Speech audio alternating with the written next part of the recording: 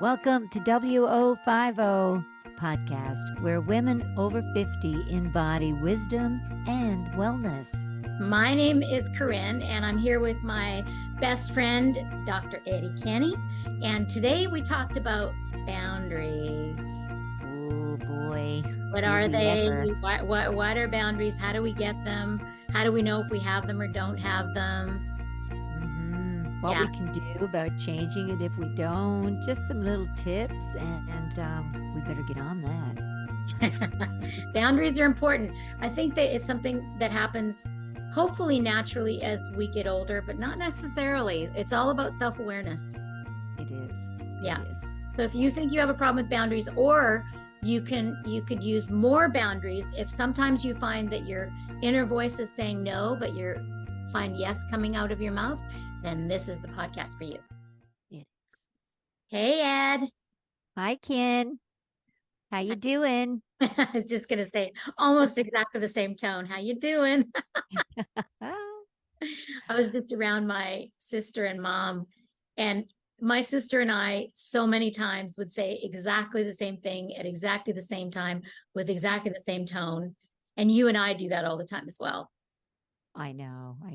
Some listeners are saying we act and sound like sisters. Are we sisters? I'm like, no, we're soul sisters. Yeah, definitely. Yeah, exactly. Because we've known each other a very long time. Very long, and we're almost the same age. You're just a few months older, and I'm 6 months older. Yeah, I'm 6 months more mature. Okay. I should set boundaries around that. You're so clever. That's why we're segueing. What are boundaries? What are they, and why are they important, and why do you need them? So do you want to hear my definition of boundaries, which is actually not mine? It's Brene Brown's definition of boundaries. Oh, yes. She's Please, like the queen. Yes. Hers is what is okay and not okay for me. Perfect. Keep it simple, right? Yep. And another thing that I learned from her, and if you want to learn more about boundaries on Brene Brown, you can either read or watch Atlas of the Heart on it's on HBO, and it's a 4-part series, and I highly recommend it if you've not seen it. So yeah, it's great. We watched that together, and then I went out and I got her book, so I just love it as a reference book too. I learned so much from her definition of words.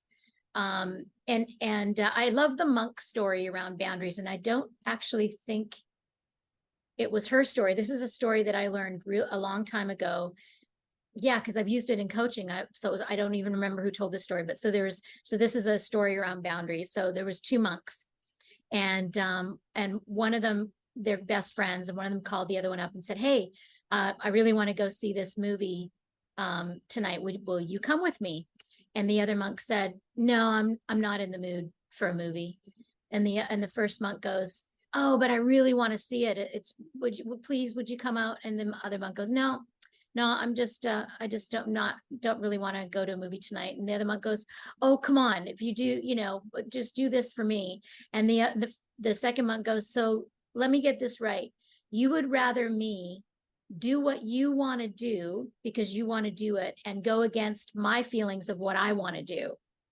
And that's really what the boundary is that it can be in certain situations, is the other person wanting you to do what they're in the mood for, what they want to do, rather than you following your own intuition.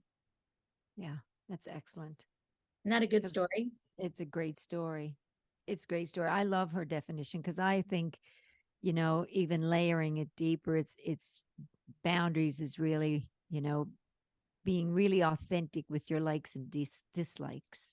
Yeah. And I find as we get older, that's what she says, know what you like and don't like. And and even in, bantering back and forth with, like the monks did. So I know another story about monks, but no, one monk said to the other monk, "You're so thoughtless." And he said, "Thank you." That's a good one too. That's awesome. For another time. That's awesome. I love that. So And then the other thing that Brene Brown found in her studies is that the people that have the most compassion for other people are also people with very strong boundaries. That's Because great. what happens when we don't have boundaries is we become resentful, and then we don't have compassion. That kind of cuts off the compassion. Well, it's very healthy to have boundaries, and it's I don't think it's taught.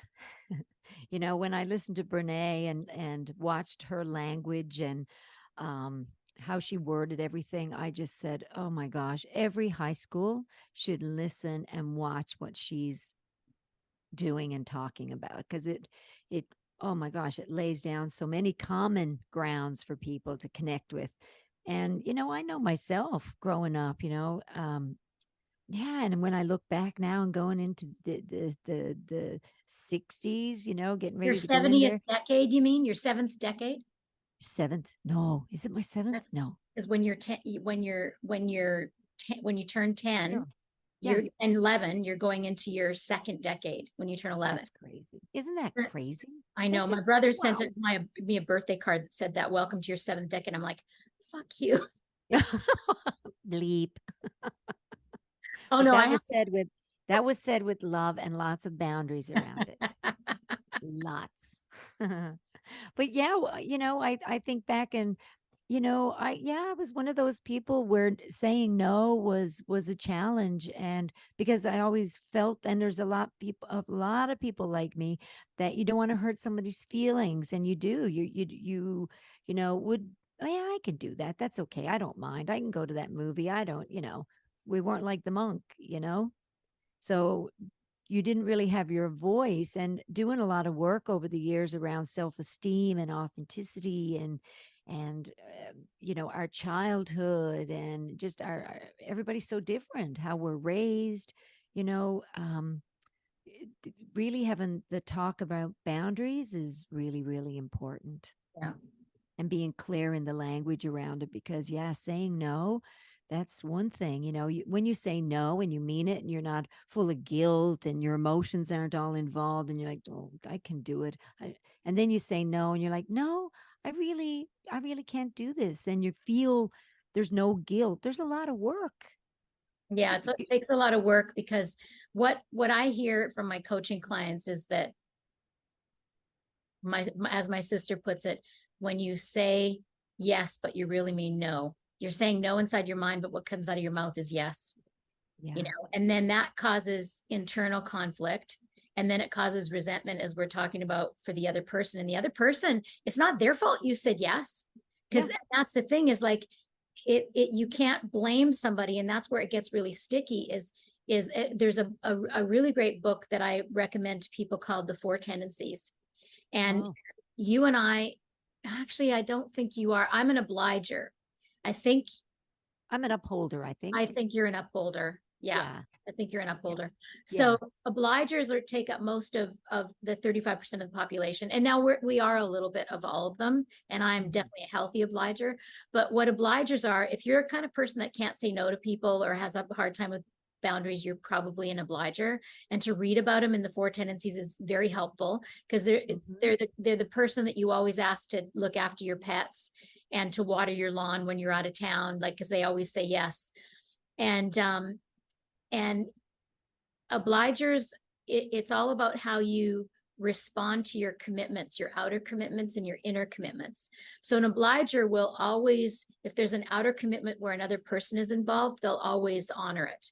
But if it's a commitment to themselves, like working out or eating healthy or going on a diet or whatever it is that you have to commit to yourself, you'll disappoint yourself all day long. That's an obliger. An upholder, which we think you are, is someone who honors both outer and inner commitments. So you honor commitments with other people, but you also honor your inner commitments. And I feel like you're a little bit more, you can be an obliger in some ways, but I think you're a little bit more of an upholder, don't you think? Yeah, I think so. Yeah. They're good. I love all these, references for things. There was one, what was it? The four emotional types. And it was all around boundaries. And there's the intellectual, the intense thinker, right? the intellectual, the empath, the emotional sponge, the rock, the strong and silent type. And then there's the gusher, or gusher, that's attuned always to emotions. So, when you look at which emotional type jumps at you, it's also going to be, you can reference it to how you set your boundaries in place. Right. You How you know, feel like it can be helpful. I feel like these different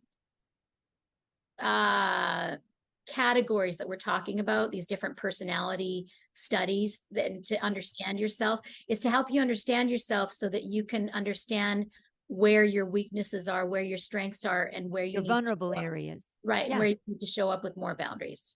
Yeah. If Which you is, find yourself feeling resentful, you probably have a problem with boundaries. yeah. Yeah.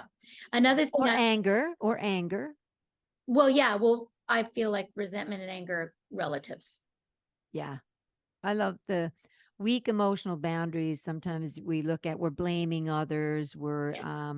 complaining, like there's Complaining and complaining, yes. yeah, complaining. Yeah, losing your temper. Like, there's lots of little things. So It's like I was saying, I think it's important to go back to what the point that we made, that when your inside voice in your head says no and you say yes, and then you do the thing you want to do, like helping somebody move, or feeding their pet for a week, or whatever it is, that's your fault. You can't be mad at that person because they asked you, because you had an opportunity to say no. And so that's the biggest thing that people have a problem with, is that they get angry at the other person for asking them, and the other person can ask you anything they want. You have 100% control of saying yes and no, when you become aware. yes. Before you become aware, you don't think you just like, oh yeah, I can do that, and then you resent it, and it's bad for the relationship. It's bad for you. It's bad. It puts dissonance and bad frequency in the atmosphere. I mean, it's really important to be clear within yourself what's good for you, and also too, if you're a person that has a problem with that, you don't have to, like, I sit with things now because my tendency is to say yes. Used to be, not anymore. Used to be to say yes to everything for everybody because I'm an obliger.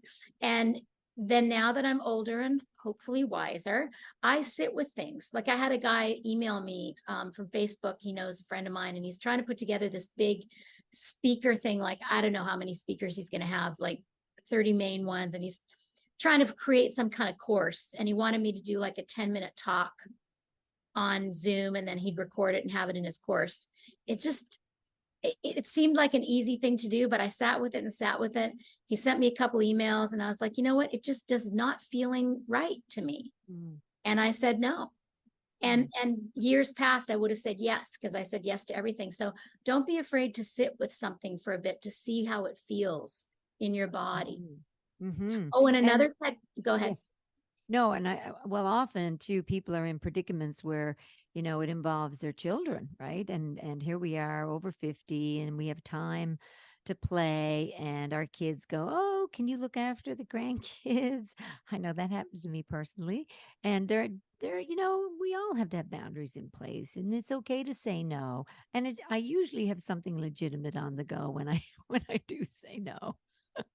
But you don't have to have something legitimate on the That's go. right. That's And true. I feel like most of the time, you're okay with that now. I feel like you used to always have to have an excuse, either a made up one or a real one, but you don't do that anymore. For the most part, you have a good boundary. It's like, no, it's just not right for me right now. Yes. And that's important. It's important. And it's important for, I think, everybody as we move forward, because a lot of people that come into my clinic, and we sit down and we talk about different things, a lot of them, the boundary issue comes up quite a bit, and they're uncomfortable with saying no. And some feel very manipulated, right? So, when you're feeling that way, you have no boundaries. So there's nothing in place when you're feeling like that. So that's really important. And then you feel taken advantage of, or, then you feel bad, and they're your feelings. Having Right. boundaries in place just means you're being authentic to you. Yeah, because having feelings around being resentful for saying yes is different, because those are misplaced feelings, Mhm. right? So when you're resentful to somebody because you've given too much to somebody, that's your issue. That's not their issue. That's right. Someone takes it, people can't take advantage of you unless you let them. That's And right. to me, that's very empowering. And that people Yes. don't come to that overnight. That is No. takes baby steps to get to. So if you're not understanding what I'm saying, I get it. And another great tool. So the one is sitting with it for a couple of days. And another great tool is thinking about if so say somebody asks you to do a speaking engagement or go to a play or make or do water their lawn or something 6 months from now, right? So it's not immediate. So you might just say yes. But Yeah. what if you pretended that you had to do it that afternoon? Right? So if somebody asks you to do something in the future, you just say, okay, if what would I say if it was that afternoon? And that Well, helps you to mm. really get clear. If And you you know, want, that shows, that's true, that shows you're honest and you're authentic with your word, and you're not saying yes or no. It's you're even thinking about it, which shows a lot of respect for them as yeah, well. Like you know, that mutual agreement. So that's respect for yourself, this respect for them. You're not saying yes, you're not saying no, you're not, it can be, that's good. I'm gonna use that one. Use that yeah, one. Yeah, yeah. because you don't know. You could be in Spain in a villa somewhere in 6 months. Now you Not can't month, go because month you and a half. promised but you promised you're going to water your neighbor's lawn. Exactly. Exactly. Yeah, and the thing is that, and the other person, like, you're not responsible for their disappointment. That's the thing, is that if they are disappointed when you say no, Mhm. that is not your responsibility. That is 100% their responsibility. So if you are like, just like that monk story, it's Mhm. like he was trying to make it clear, like, let's be honest, you would rather me do what you want to do than me follow my own intuition. And that's what happens when somebody's trying to talk you into something when you don't want to do it. And when you Yeah. look at it that way, it helps to make it more clear. And so there are many cases where, especially if you're an obliger or a pushover or don't have boundaries, and if you start changing the contract, because that's what happens, is you have like usually a non non-verbal contract with most people of how you are in the relationship, with your intimate relationships, with your parents, with everybody, right? And if you start to change that contract by starting to have boundaries, that's probably going to upset the other person. But you have to have emotional and physical boundaries with Well, everything. once you start to develop them, Mhm. other people might be disappointed because you're changing the True. contract, you're changing how you are with Yes. them. Okay. Yes. And so the more clear you can be, you can't control if they get upset or not if you say no, but the more clear you can be, and some people are okay, will listen to your explanation, and some Yes. people won't. But if you just say, you know what, I've been saying yes to too many things lately, and I'm trying to have better boundaries and look after myself, and I hope you can find somebody else to do that. So hopefully explaining to them that you're changing the contract that you have between the two of you. Yeah. That's You're now responsible for your own thoughts, feelings, and actions. Your boundaries are in place. You're responsible, not them. right. But You're you're also explaining to them that you're changing the contract between the two of you. So And be really direct and specific and compassionate as well, saying, you know what, I know that I've said yes to you in the past, yeah. and I wish that I could say yes, but I Yeah. noticed that got too much, I'm overextended lately. And Yeah. so So you're understanding their feelings now as well, yeah, but you're really yeah, honoring what you truly are feeling, what you need to yes, do. exactly. Yeah. Yeah. It's tough. There's many layers to it. And especially if you've been a person that doesn't have boundary for a long time, and then you start changing, there is going to be some pushback. So you don't get the feedback right away, the positive feedback. But your body will feel better, but then you might have some guilt involved with other, but just notice what's theirs and what's yours. Yeah, and it will change even with, your children are 10 or they're 20 or they're 30 or they're 40, they're 50 and you're 100. The boundaries keep changing. In a relationship, they keep changing. Even fresh new relationships, old relationships, Well, friendships. yeah, because you want to take it from a case by case basis. It's like if you realize you're a kind of person that says yes to everything and you find yourself being resentful, then maybe take a look at that. And if you and Yeah, we change, you know, not just every decade, but we change every day. we And do. and Yeah, we honoring where do. you're at in the day of somebody asking you something, little things, big things, knowing what's yours, which is, you have total autonomy on whether you say yes or no. Hmm. And you don't have any control over how the other person reacts to your yes or no. Yeah. It stops where you kind of know where your responsibility ends and theirs begins, right? That's the boundary. That what was it? What's the metaphors they use for it? Inbounds is I don't know that acceptable. Inbounds, like in sports, boundary. I think that's where the you're word came asking me. from. Yeah, I'm thinking when when we were listening to Brene, I think it's coming back into my vault. Well, you're a sports person Brain. and so is she, but I am Yeah, not. so inbound and out of bounds. So inbound is acceptable and out of bounds is not acceptable, right? So there's the nice definition of the understanding boundary. So if it's acceptable, it feels right to you, you're responsible for your own actions. And that's the key, is to you. And that's the other point I think it's important to make, is that your boundaries are different than mine, and my boundaries are different than yours. And my sister's boundaries are different than mine. Your sister's boundaries are different than yours.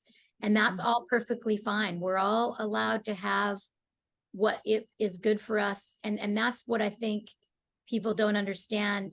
A lot of the people that I work with in coaching, it's like, it's kind of like the languages of love, the 5 love languages. Mhm. It's like when you first are introduced to the 5 love languages, you learn that we tend to expect from people or give to people what we like because that's all we know. Mhm. So it's like if you're a kind of person that loves to give gifts, then you're going to give your friends and your loved ones gifts because that's what you love to do. But that's not everybody's love language. And it's the same with boundaries. It's like we tend to expect people to have the same boundaries as us. I think that's why we get upset when people ask us things, but Yeah. you cannot get upset when somebody asks you something.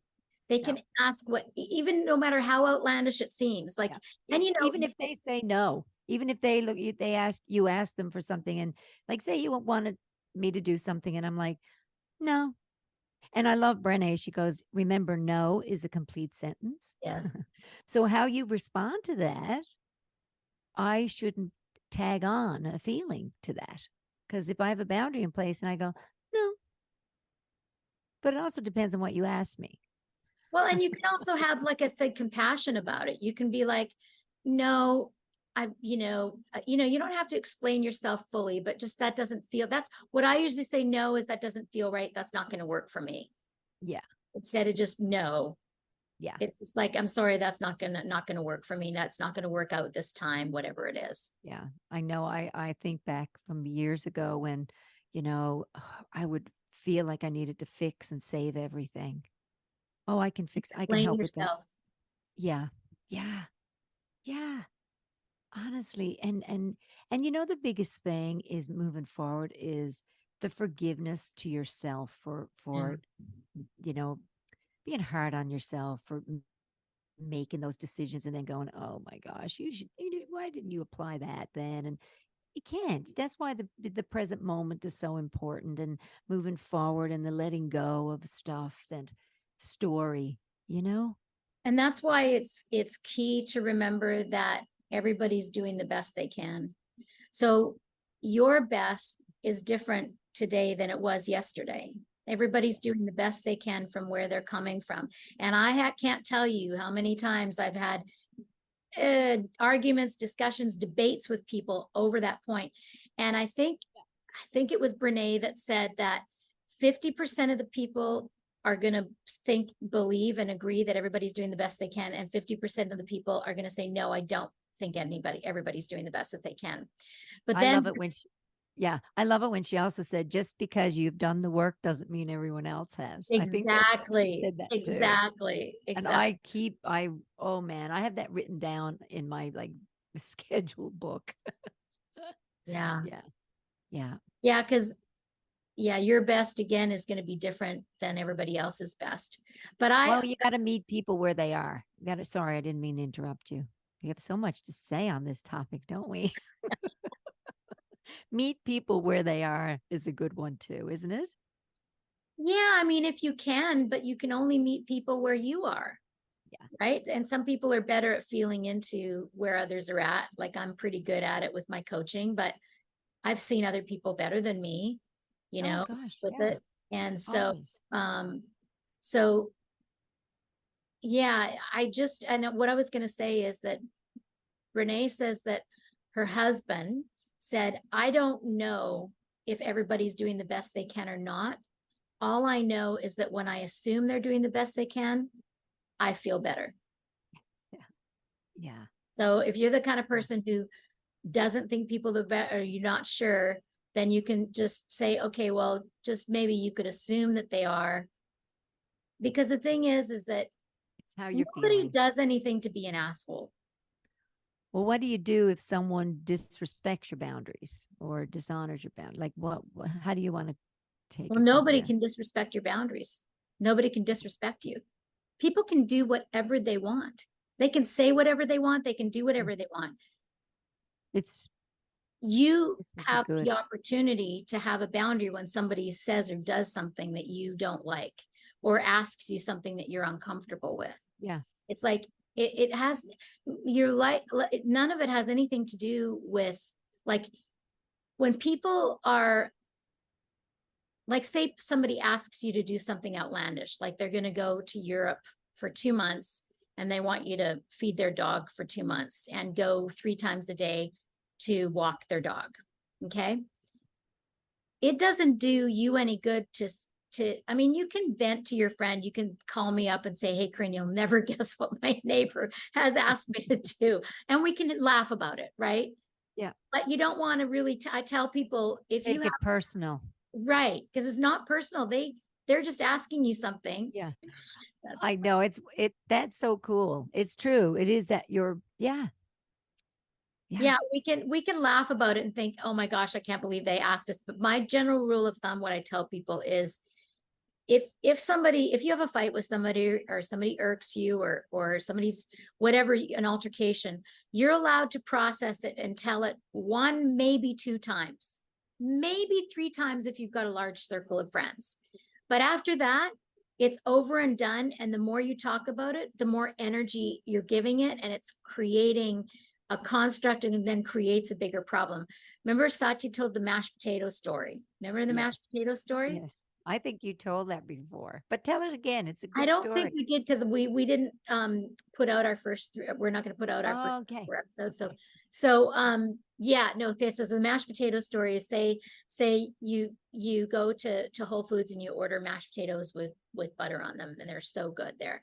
And then you go to Nancy, the teller, and you pay for your mashed potatoes. She weighs them, and she says, hey Eddie, how you doing today? And you're like, oh good, I'm just enjoy these mashed potatoes. And then you sit down and you eat them, and then you drive by Whole Foods the next day and you forgot your yogurt, and so you go into Whole Foods, get some yogurt. Nancy's still there, and you paying for your yogurt, and you say, hey Nancy, I also have to pay for the mashed potatoes yesterday. And Nancy's a little confused, but she's like, okay, I'll take your money. And then you leave with your yogurt, but you've paid for both the mashed potatoes and the yogurt from yesterday. Then you go back a few days later, and Nancy's had a few days off. She's on again, and you buy some broccoli. Oh, not broccoli, because you can't eat broccoli. So you buy some heads of lettuce. And then you say to Nancy, oh, can I also add on the mashed potatoes I had here last week?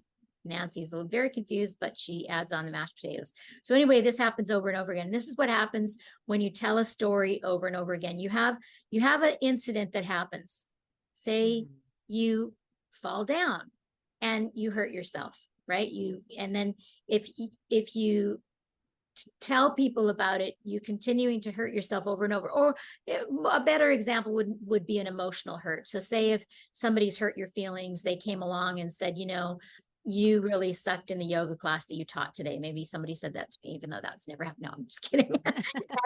and then I talked to Eddi and I'm like, can't believe this person emailed me and said she hated my yoga class. And then I, call my sister and tell her. And then so I'm paying for it over and over again, but the incident only happens once.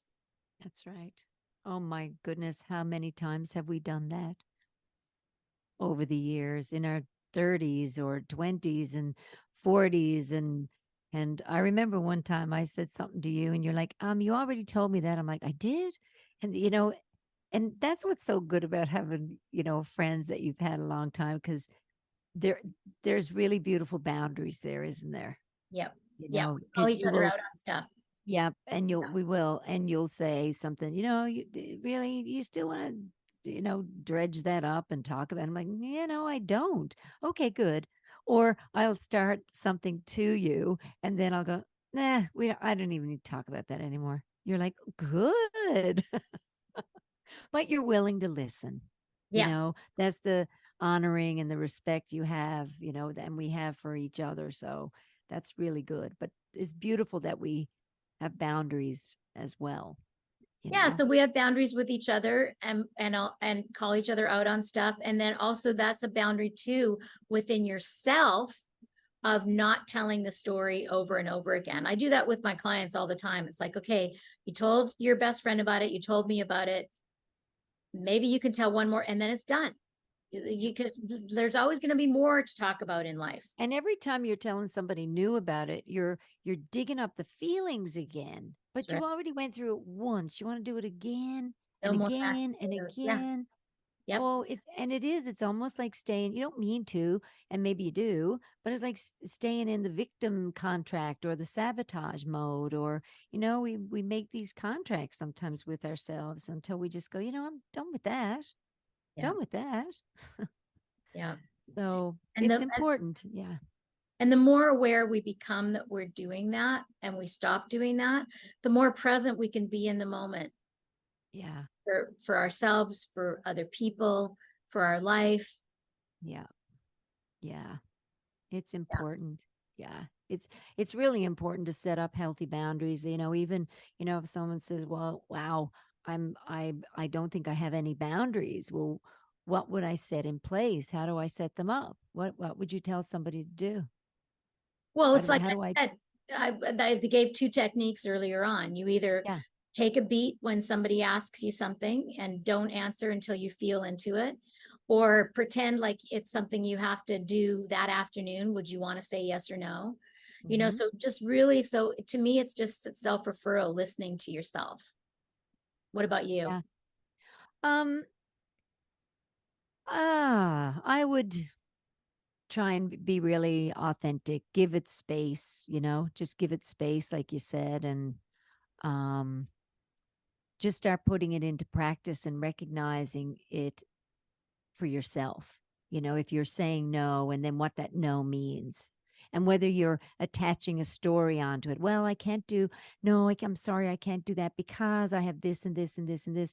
We always feel like we got to give a reason. Well, we don't have to give a reason. No, a reason enough is it doesn't feel right to me. It doesn't feel right to me. That's not going to work for me. That's not explaining. That's just a more compassionate no. Yes. And it's also, I think, if you keep the focus on what you need, because you might be getting ready to change your plans and accommodate what they're needing, but it's still not feeling right. Yeah. It's still not a solid yes for you. So that no, hang on to it. Just hang on to it like an icicle and just go, is it going to melt, or is it a solid no? Because when you're focusing on your needs without, oh, I'm going to make that person sad, or they're going to be upset about that, I'm going to hear about that now for how many days. Once we let all those thoughts fall away, because that's all they are, they're just thoughts, and we don't want to get emotions from those thoughts. We want to keep with the emotion of the answer to the question that we're putting the boundary around, that's comfortable and will it's speaking volumes, because it's also now showing respect not only for yourself, it's huge for them as well. Yeah. I think. Yeah, I tell people that when you follow your own heart, it's a natural law that it's good for you, but it's also good for them too. Even if they fight it, even if they don't like it, it's always good for everybody in the end, I find. Yes. I just have seen that over the years, from being able to tune into myself and figure out what my answers are for different situations, and trusting that it's best for them too. Even, like I said, even if they get upset about it and they say no, because we teach people how to treat us. We teach people, so if somebody's used to you saying yes all the time, and all of a sudden you start saying no, they're going to be upset. Like I said, there's that nonverbal contract that you have with them, right? Yes. So, but that'll change over time. You just have to continue to say no, and they'll get used to it. And so you teach people how to treat you. It's like the 4 agreements. Be authentic with your word, right? So it's even, don't take anything personal. You got to focus on your needs. Really, that's not one of the agreements. That's not sure to rewrite the book. Don't take anything personally. Always do your best. Be impeccable with your word. Don't assume. Don't make assumptions. Don't make assumptions. Don't make assumptions. Yes. 4 agreements. Don Miguel. I just saw a little painting that someone did, and it said there was 2 little birds snuggled into each other, and it said, "Be impeccable with your chirp." It's just so cute. And on that note, yes, I think we'll wind it down now, because that was a really deep dive into boundaries for sure. I mean, we did reference Brene Brown a lot, because she is the queen of vulnerability and boundaries. If you have not listened to her, or you can always go back and listen. I always tell people, especially my clients, they'll say something and I'm like, that's Brene Brown 101. You might want to go back and listen to that again. Oh, she's great with boundaries, with codependency, with just what it all means, overwhelm, anxiety, all those things. Those are just, we love her. Yeah. Shout out to Brene. All right, Ed. Thank you so much. As always, it was a wonderful conversation. I love you. Thank you. Love you too. Until we meet again, be authentic. Be kind. Have boundaries. Be kind. Have boundaries. Be you.